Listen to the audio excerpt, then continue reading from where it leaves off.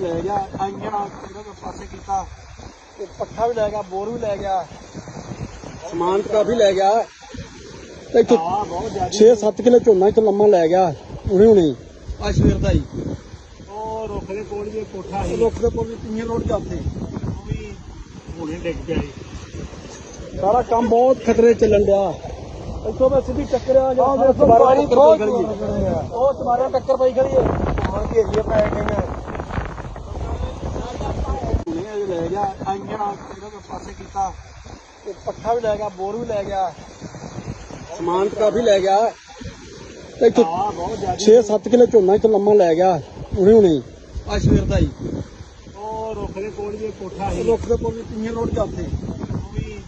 हुणे डिग पिया सारा काम बहुत खतरे चलन दिया इतों मैं सीधी टक्कर टक्कर पाई खड़ी है घेरिए पै गई